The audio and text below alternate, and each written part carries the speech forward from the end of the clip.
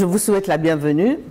Aujourd'hui, on va faire un petit voyage sous la peau. Je souhaite la bienvenue à notre collègue, le professeur Jed Bouguila, qui est chef de service maxillofacial, je l'ai décidé, à l'hôpital Rabta à Tunis. Et vraiment, il collabore beaucoup avec les médecins dentistes et il est avec nous membre du laboratoire de recherche. Et c'est vraiment un enrichissement pour la médecine dentaire que d'avoir un collaborateur comme Monsieur Bouguila.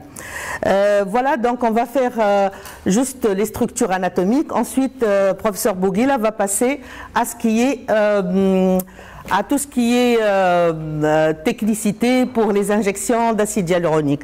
Parce que je considère toujours que quand on fait une belle dentition, c'est comme si on dessinait un très beau tableau, mais on le met dans un cadre qui n'est pas beau. Et là, on perd de toute la valeur. Donc c'est pourquoi j'insiste beaucoup qu'on doit défendre notre territoire qui est le tiers inférieur du visage et d'avoir une vision globale de toute l'esthétique de ce secteur.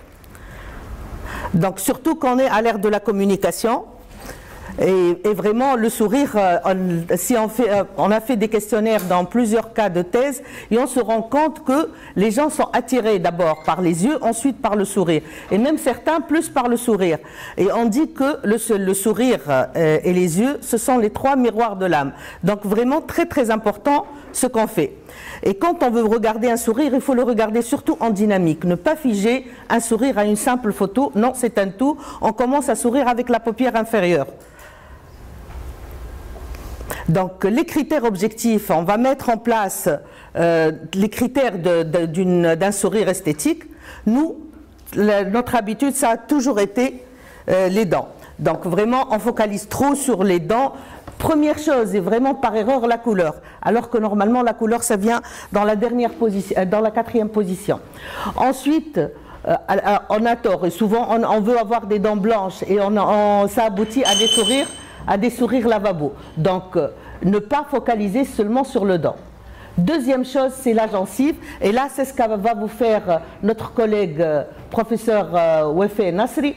Après la life surgery, elle va vous parler des critères esthétiques de la gencive. Et là, de ces deux notions est né le PES-WES score, c'est-à-dire Pink-White score. Et d'ailleurs, on parle du blanc des dents et de ce contour festonné de la gencive. On parle du yin and yang. C'est vraiment un mariage entre les deux. Il faut vraiment avoir en considération ces deux données. Et bien sûr, la troisième. Svahir. Voilà, le troisième critère, et c'est notre thème d'aujourd'hui, c'est le cadre labial.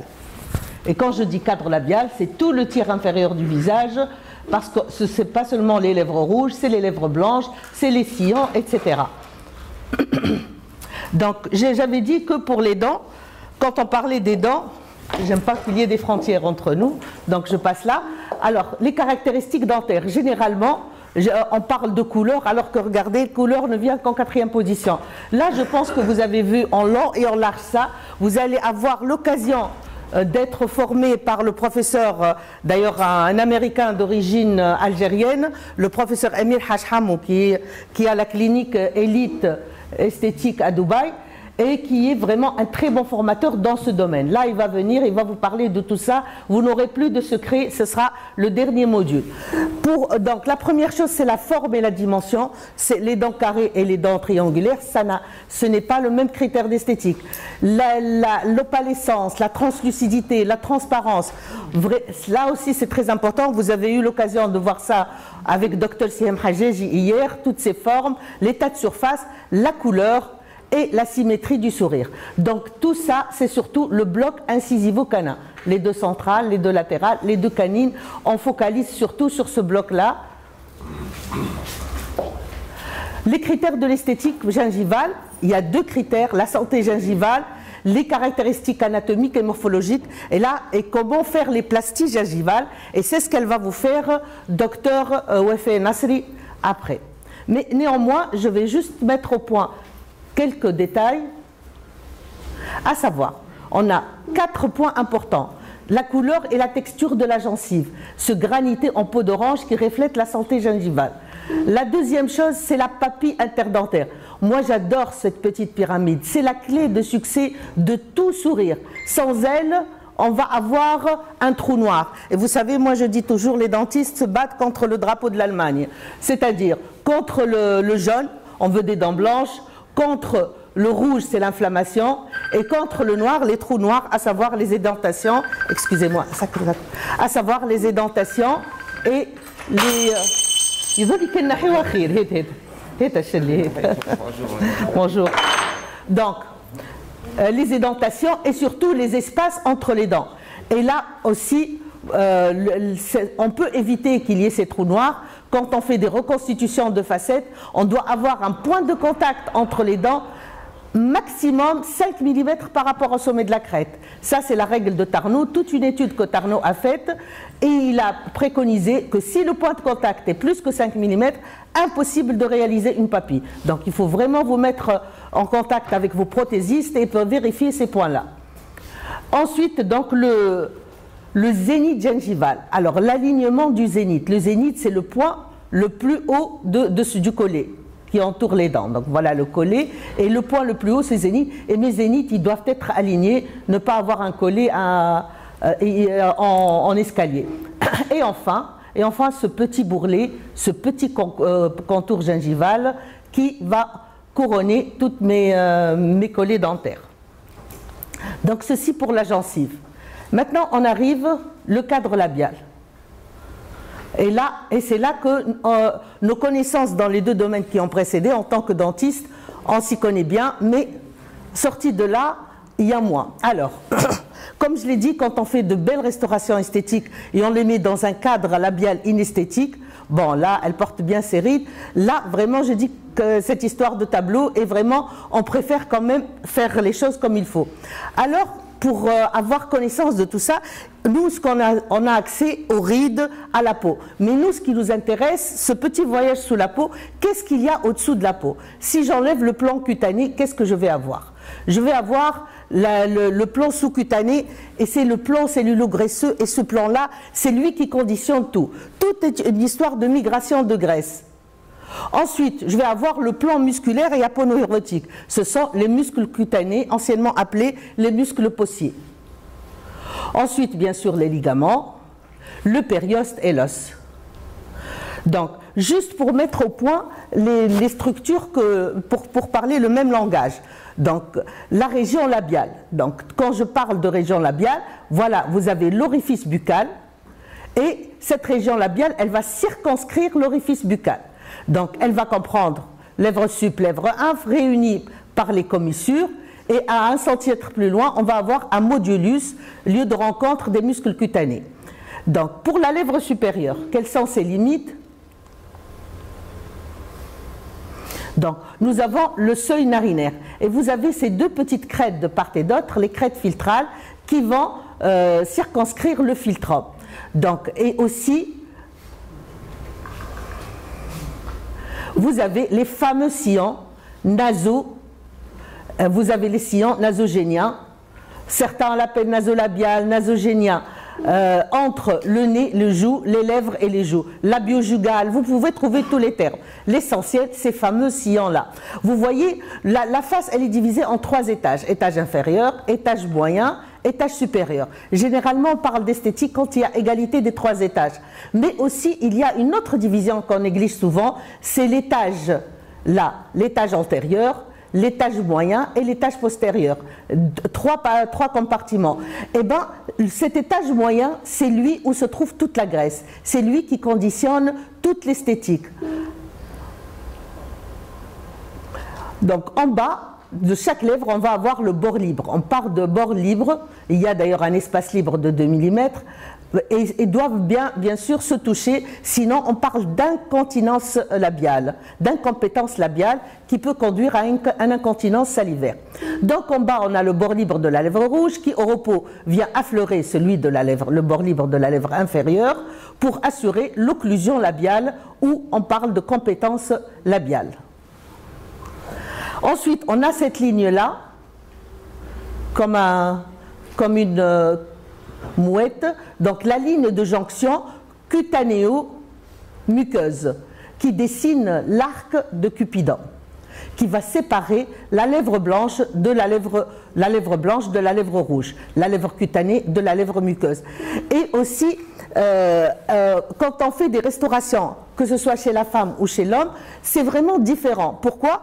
Parce que cette lèvre cutanée, elle est beaucoup plus mobile chez la femme que chez l'homme, à cause de l'existence d'une riche couche de cuir chevelu, de poils, en sous-cutané pour l'homme. Donc quand on fait un sourire, on restaure un sourire de femme, on est sûr qu'elle va découvrir plus les gencives et on doit vraiment en tenir compte, alors que les hommes, ils sourient à moitié. C'est un sourire moyen.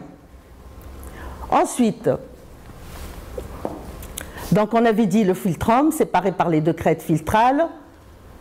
Ensuite, cette lèvre rouge, c'est une muqueuse non kératinisée de type 1. Il y a un réseau capillaire riche sous-jacent. Bonjour. Et la lèvre inférieure, elle est séparée du menton par le sillon labio-mentonnier. Labio-mentonnier. Donc nous avons le menton, lèvres et le sillon. Alors, donc là, c'est le plan cutané. Maintenant, une fois on va enlever ce plan cutané, qu'est-ce qu'on va trouver? Donc le voyage sous la peau de la région péribuccale, on va trouver la musculature cutanée, la musculature de la mimique, et c'est elle qui est responsable de la dynamique faciale. Donc ainsi, la peau, elle est remarquable. Voilà, elle est remarquable par son épaisseur, sa résistance et surtout son adhérence intime aux faisceaux musculaires sous-jacents. On vous met toujours un PDF sur le groupe, donc juste vous comprenez et après on vous mettra le PDF. Donc on va avoir le tissu graisseux qui est rare dans la région péribuccale et il est abondant en région centrofaciale, cette région dont je vous parle au niveau des joues. Donc, et qu'est-ce qui va séparer les deux? C'est le sillon nasogénien qui les sépare. Et ce fameux sillon nasogénien, il va être, par cette dynamique, il peut chasser cette graisse encore plus loin. Donc, on a des muscles plats, ce sont les muscles possiers ou cutanés, avec des adhérences. On sait que les adhérences des muscles cutanés, leur insertion se fait soit sur l'os, se fait sur la peau ou sur du ligament, sur les trois à la fois ou deux par deux. Donc ça va vraiment mobiliser toutes ces structures. Et aussi, ils peuvent avoir une insertion ligamentaire ou une insertion au niveau du fascia profond, du périoste.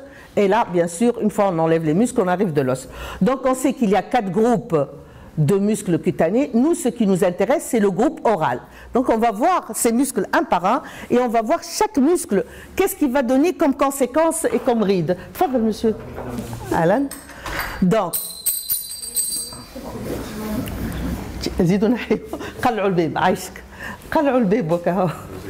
donc nous avons le groupe oral. On va avoir les muscles qui sont communs, lèvre sup, lèvre inf. Le premier groupe, dans ce groupe oral, on va avoir le deuxième groupe qui sont des muscles moteurs seulement de la lèvre supérieure.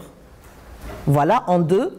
En 3, nous allons avoir les muscles moteurs de la lèvre inférieure. Et enfin, en 4, on va avoir les muscles qui sont moteurs de l'angle oral. Donc, essayons de voir chacun de ces muscles un par un.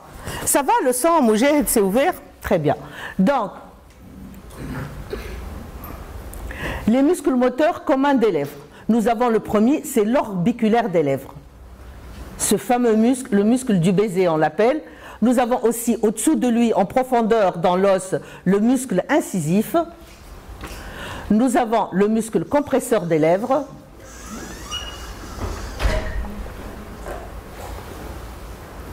Alors, l'orbiculaire. Toujours pour un plan musculaire, et là ça nous ramène à nos études de premier cycle, l'origine, trajet et terminaison.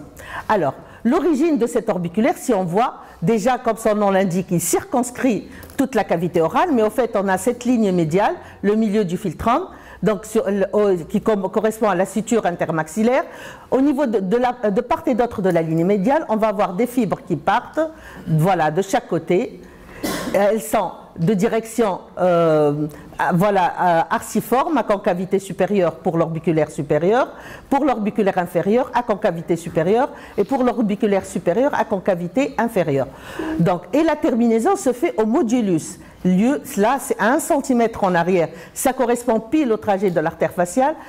On sait que l'artère faciale, elle a son empreinte sur le bord basilaire et elle remonte le long du sillon pour devenir angulaire au coin médial de l'œil. Donc là, le modulus, c'est 1 cm en arrière de la commissure. Jonction lèvre sup, lèvre infre, et là où se fait la rencontre des muscles, et ça peut être le lieu chez certaines personnes heureuses de fossettes, de très jolies fossettes.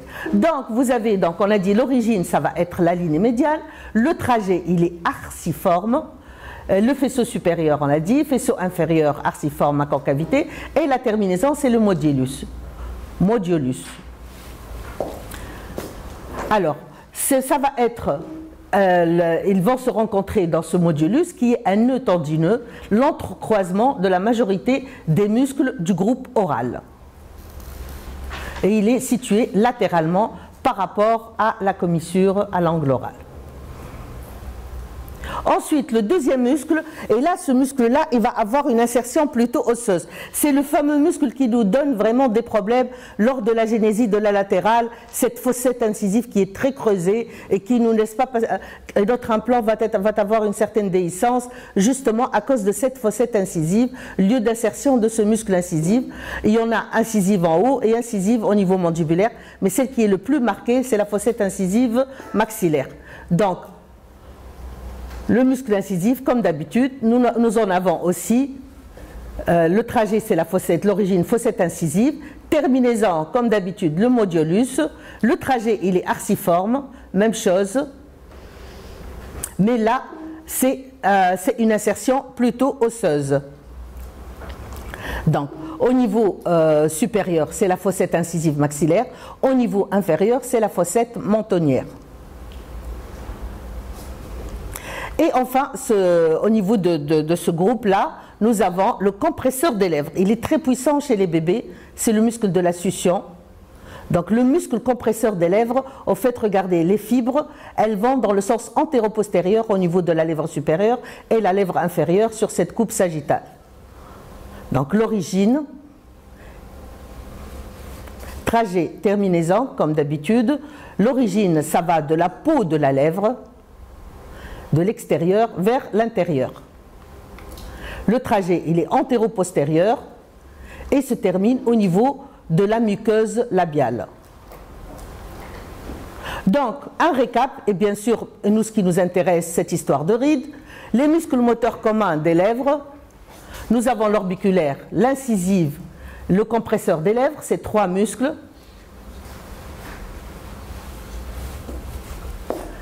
Leur fonction mécanique, leur action sur la surface et leur fonction mimique. Alors, la fonction mécanique de l'orbiculaire, c'est l'occlusion forcée de la fente orale, alors que l'incisif, c'est une occlusion plus modérée. L'occlusion légère, donc là, une occlusion légère, et là, c'est l'occlusion forcée.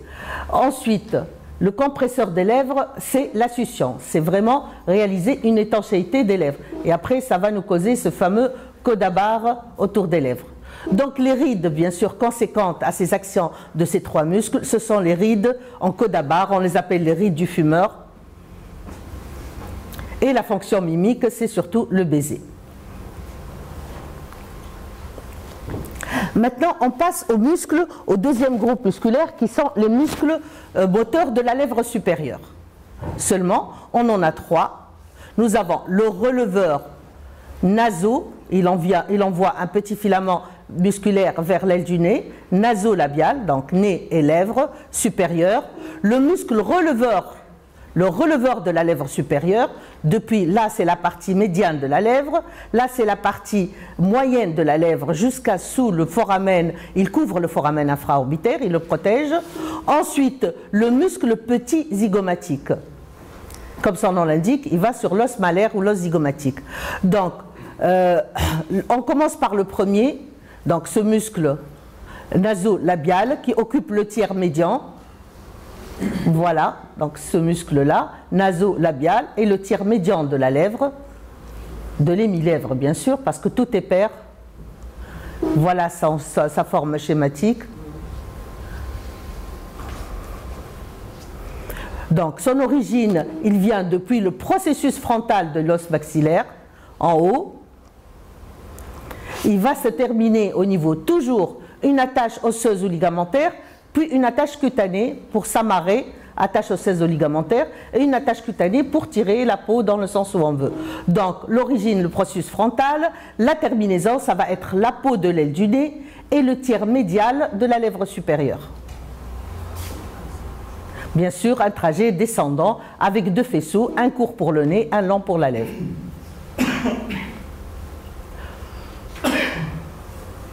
Deuxième muscle, le releveur propre de la lèvre supérieure. Alors, le releveur de la lèvre supérieure, comme vous le voyez, donc il vient depuis le rebord orbitaire inférieur au-dessus du foramen infraorbitaire. Il protège mon paquet vasculo-nerveux infraorbitaire. Le trajet, il est pratiquement rectangulaire et il va se terminer au tiers moyen de la lèvre. Médian, près du milieu, moyen, au milieu, et puis on va avoir le latéral. Et enfin, le muscle petit zygomatique, origine, trajet et terminaison. Donc, l'origine, il va être du tiers, il va prendre son origine, la face latérale de l'os zygomatique ou l'os malaire. Il va se terminer au niveau du tiers latéral. Là, le tiers latéral, si je dépasse, je vais aller sur la commissure. C'est pour ça que je m'arrête au petit zygomatique. Là, je suis au niveau de la lèvre supérieure. Tiers latéral de la lèvre supérieure. Et trajet, il se dirige vers le bas, en avant et en dedans. Là, je peux le deviner. Il vient depuis le zygomatique qui est en latéral. Il va gagner le tiers latéral. Donc, son trajet, il ne peut être qu'oblique dans ce sens, en bas et vers l'avant.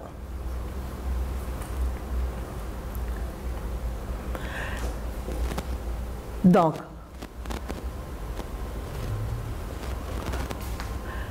si je récapitule, les trois des muscles propres de la lèvre, le releveur nasolabial, le releveur de la lèvre supérieure et le petit zygomatique. Alors chacun, quelle fonction?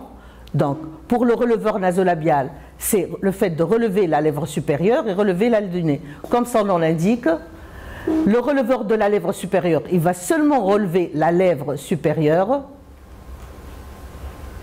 Le petit zygomatique aussi, action de relever la lèvre supérieure.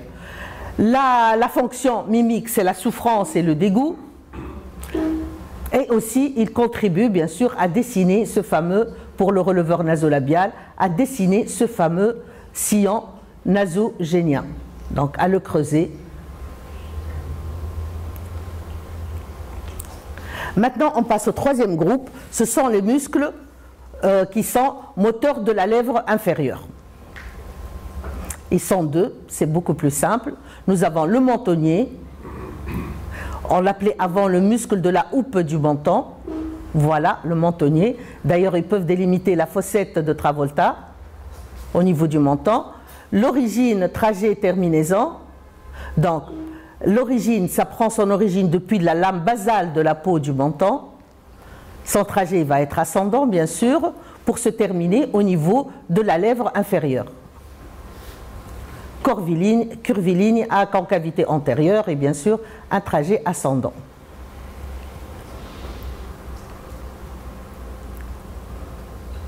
L'abaisseur de la lèvre inférieure, le deuxième muscle qu'on appelait avant le carré du menton ou le rectangulaire des lèvres, ou chacun il lui donne un nom. Moi, je préfère la nouvelle nomenclature qui te donne la fonction à la fois. Donc, l'origine, c'est l'extrémité antérieure de la ligne oblique. Donc, vous avez la ligne oblique externe. La ligne myloïdienne, on l'appelle la ligne oblique interne. Et là, sur la face latérale de la mandibule, vous avez la ligne oblique externe. Application des travaux de collègue. D'accord. Ok. Ensuite, trajet. La peau de la lèvre inférieure, terminaison, et le trajet, une formation carrée ascendant depuis la peau. Et voilà, donc là, ce muscle-là, avec le mentonnier et l'abaisseur, si on va voir les rides, déjà vous le devinez déjà, creusez plus le sillon labio-mentonnier et ces fameuses rides de l'amertume qui vont être exagérées par l'abaisseur de l'angle oral ou le triangulaire des lèvres aussi. On va le voir dans le dernier groupe de la commissure. Donc, vous avez le mentonnier, si on récap, l'abaisseur de la lèvre inférieure. La fonction de ce fameux mentonnier, c'est éverser la lèvre inférieure. Et il va dessiner le sillon labio-mentonnier, ce fameux sillon labio-mentonnier. L'abaisseur de la lèvre inférieure, il va abaisser, comme son nom l'indique, la lèvre inférieure. Et il va dessiner le pli de l'amertume, certains l'appellent la ligne de la marionnette.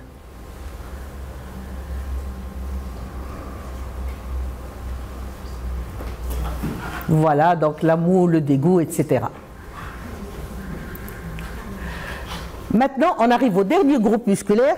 Ce sont les muscles qui vont agir sur la commissure des lèvres. Donc, nous avons 3 muscles. Le grand zygomatique, qadna. Ensuite, nous avons le releveur de l'angle oral, le muscle rhizoruus.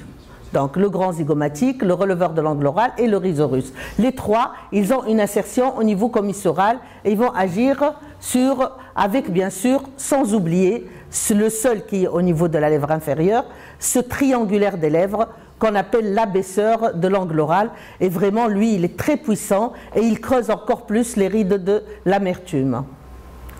Et un muscle qui est plus profond, mais il est vraiment même plus profond que le masséter, c'est le muscle qui constitue la charpente de la joue, c'est le muscle des souffleurs, c'est le buccinateur, donc il est masqué en profondeur par les autres.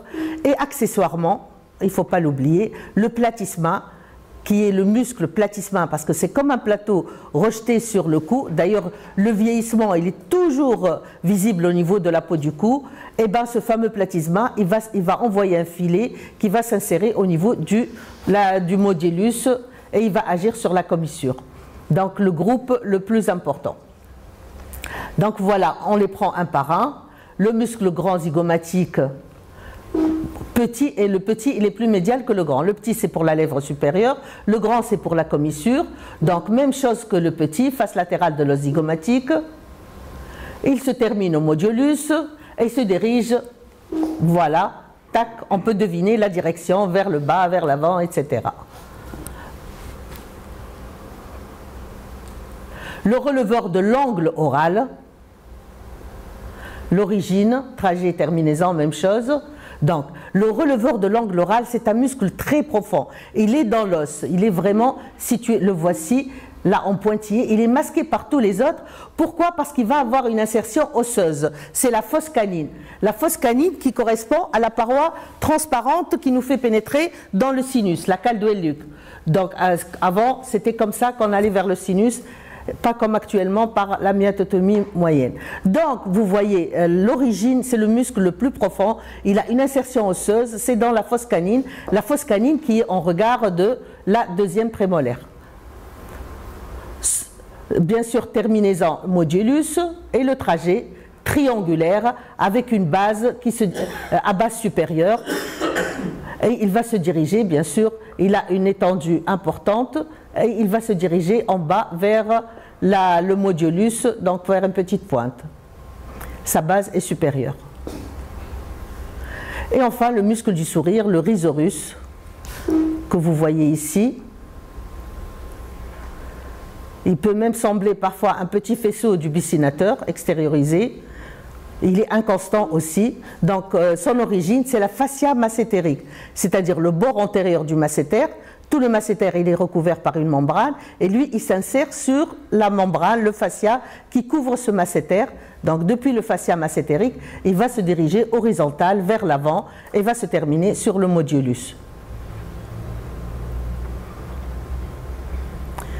Le fameux abaisseur, là vraiment, et là, ce muscle-là, le fameux abaisseur de l'angle oral, très très puissant, c'est le plus puissant de tous. Origine, extrémité antérieure. L'extrémité antérieure, vous avez la ligne oblique externe, la partie la plus antérieure de la ligne oblique externe, et le bord basilaire de la mandibule aussi, se termine au niveau, donc il va avoir un trajet ascendant pour se terminer au niveau du modulus. Donc vous voyez sa forme générale, une base avec un sommet, une base inférieure.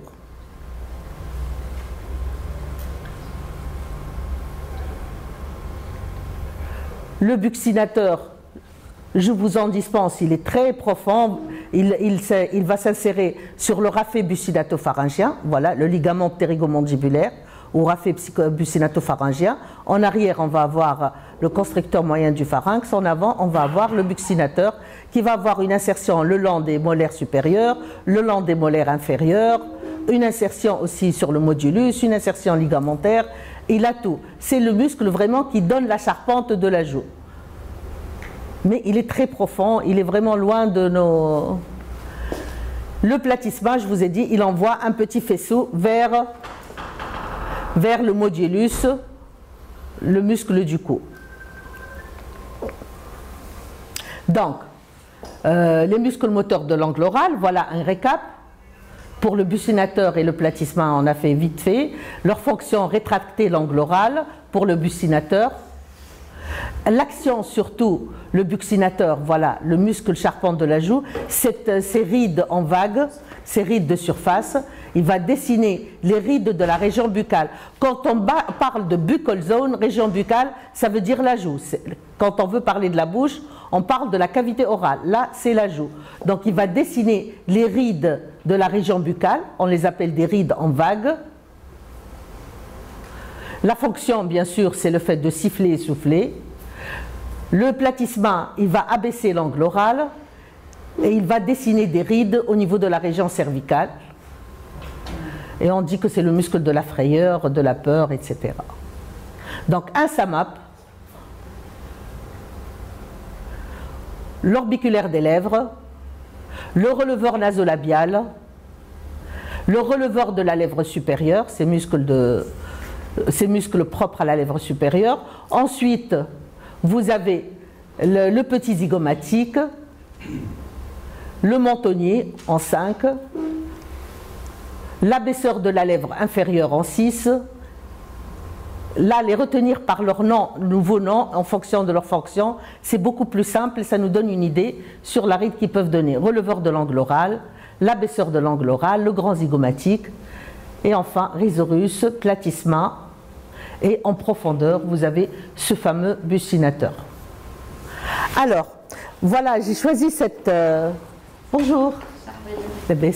Alors, j'ai choisi cette actrice, Alba, elle est vraiment addicte à tout ce qui est chirurgie esthétique, à tout ce qui est injection et tout. Donc, j'ai essayé d'appliquer ça sur elle. Si on enlève la peau, schématiquement, qu'est-ce qu'on va trouver comme... Bien sûr, là, c'est pas elle. C'est le plan graisseux d'abord sous la peau. Ensuite, et nous... c'est là où on doit agir une fois, vraiment on doit respecter nos plans musculaires. Toutefois, on doit les connaître, voilà, on va les voir couche par couche. Nous avons la couche superficielle, c'est l'orbiculaire de l'œil. Moi je dis toujours le sourire commence par la paupière inférieure, l'orbiculaire. Nous avons le plan le plus superficiel, le petit zygomatique, et ce fameux plan qui est tout proche de la peau, l'abaisseur de l'angle oral, le triangulaire des lèvres avant. Donc, la première couche, ces trois muscles-là.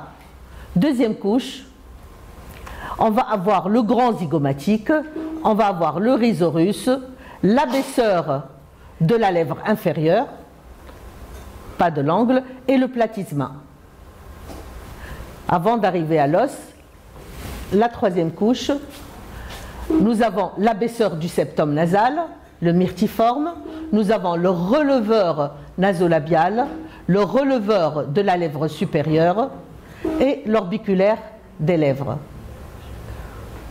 Et la couche la plus profonde, voilà, le releveur de l'angle oral, anciennement appelé le canin, et c'est lui qui protège cette fameuse fosse canine à travers lesquelles on se retrouve dans le sinus en regard de la deuxième prémolaire. Ensuite, on a le buccinateur, le muscle charpente de la joue, et on a le mentonnier en bas. Et bien sûr, là, les insertions osseuses sur l'os. Mais toutefois, il ne faut jamais oublier, voilà, de la peau, le plan cellulo-graisseux, les éléments vasculo-nerveux, et bien sûr, avant d'arriver au plan périosté et plan Donc tous ces muscles, c'est vraiment un siège d'une bataille musculaire entre cette région orale, c'est le siège d'une bataille musculaire entre des muscles circulaires et des muscles radiaires. Vous savez, c'est comme la bourse. Une bourse, vous avez la bourse et vous avez des fils sur lesquels on tire. Donc les muscles radiaires, les 11 muscles radiaires, c'est sur lesquels on tire sur la bourse. Et l'orbiculaire, c'est lui qui fait l'occlusion. Donc, et là, trouver l'équilibre entre les deux. Donc, les 4 couches, on a vu. Voilà. Et là, on a... Et surtout aussi un élément vasculaire important, l'artère coronaire, là, qui va former toute issue de l'artère faciale, qui va donner la riche vascularisation aux lèvres. Et bien sûr, ça va être drainé par les veines submentales et les veines... Donc le plan squelettique, je ne vous apprends rien, ça va être le maxillaire qui constitue la cavité orale, le maxillaire, le zygomatique, le pourtour de cet étage inférieur et la mandibule. Alors, l'anatomie du vieillissement, juste quelques diapos avant de passer la parole à mon ami Jed. Donc, le vieillissement cutané de la face. Alors, comment se fait ce vieillissement? Il va y avoir une atrophie tissulaire. D'abord, la contractibilité des muscles cutanés de la face peut aboutir à une résorption. C'est comme un cercle vicieux, résorption osseuse. Ensuite, avec la pesanteur, là, cette contractibilité, elle peut chasser la graisse. Avec la pesanteur, ça va migrer vers le bas et on va avoir des bajous et ça va vider certaines régions. Et une atrophie des tissus. Et aussi Disney, alors là, depuis le 19e siècle, Walt Disney, il a bien compris la chose. Regardez, le dessin de Blanche-Neige et de la vieille sorcière. Il a schématisé tout le vieillissement sur cette image. La squelettisation de l'orbite, la graisse qui migre de la paupière supérieure pour former les poches en bas. Regardez les bajous, la graisse qui migre des joues de cette partie moyenne qui va aller migrer en bas et transformer l'ovale du visage. Et la pyramide qui va s'inverser, les rides qui se creusent. Vraiment, il a tout deviné. Donc, les rides de la face, voilà. Nous, bien sûr, celle qui nous intéresse, c'est du bas. Néanmoins, nous avons les rides du front. Voilà, nous avons les rides du front. Et ce qui est extraordinaire, que le trajet des rides, il est toujours perpendiculaire au trajet des muscles. Par exemple, regardez, là, vous avez le fronto-occipital, vous avez le muscle frontal, et les rides, elles viennent perpendiculaires au trajet des fibres musculaires. Les fibres musculaires verticales, j'ai des rides horizontales. Les rides du lion, ici j'ai l'orbiculaire, les rides de la patte doigt aussi. Le sillon nasogénien à ce niveau. Les rides péribuccales, le pli de l'amertume, et là le sillon labiomontonnier qui se creuse. Voilà la graisse qui migre des différentes régions pour aller vers les bajous à cause de la gravité. Voilà, juste un mot sur le vieillissement osseux aussi. Vous savez que l'os alvéolaire, donc nous, mandibule ou maxillaire, nous avons une partie d'os, c'est l'os basal, et l'autre partie, c'est l'os alvéolaire. Et cet os alvéolaire, il naît, il vit, il meurt avec les dents. Donc face à des édentations anciennes, on perd tout l'os alvéolaire, et même l'os basal peut être attaqué, et l'étage inférieur, il est délimité. Et vraiment, cet étage inférieur, c'est le signe de la vieillesse. On parle de résorption alvéolaire, on parle aussi comment dire, une résorption centripète pour le maxillaire, centrifuge pour la mandibulaire. C'est ce qui fait que nos patients, ils vont avoir des classes 3, c'est inversé. On retourne à notre fameuse... donc là, les rides seront détaillées plus en profondeur par... Donc les altérations aussi, il n'y a pas que l'âge, il n'y a pas que l'altération de la peau, elle peut être exagérée par une perte d'élasticité et d'hydratation, à cause de la contraction certes répétée des muscles, mais aussi lors de l'examen clinique, on doit savoir si les rides sont en statique ou en dynamique. D'abord, elles apparaissent en dynamique et puis elles deviennent en statique quand c'est plus avancé. Donc, toujours dans notre examen clinique, par exemple ici, regardez, les ridules qui sont à l'état statique et qui sont exagérées, là, le codabar, à l'état dynamique. Ici, moins exagérées, elles sont surtout en dynamique. Donc je dis aussi que c'est la résultante d'autres facteurs. Il y a les facteurs certes endogènes, mais il y a les facteurs exogènes, le soleil, la nutrition, l'alcool, le tabac, la coloration et même l'aspect de la peau aussi change. Donc la graisse s'atrophie, la formation des bajoux, donc la graisse qui va migrer ici en latéral.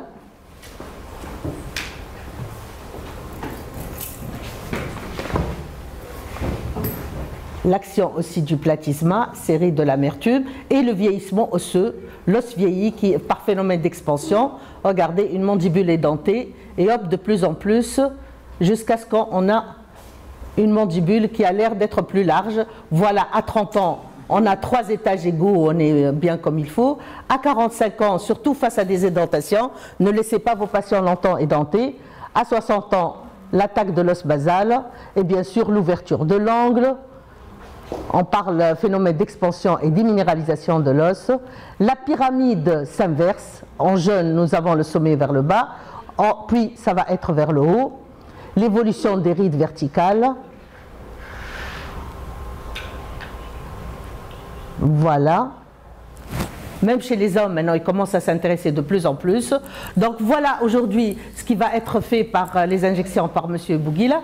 Donc que ce soit pour les lèvres ou pour les sillons, ça ne va pas être la même chose. La réticulation est différente.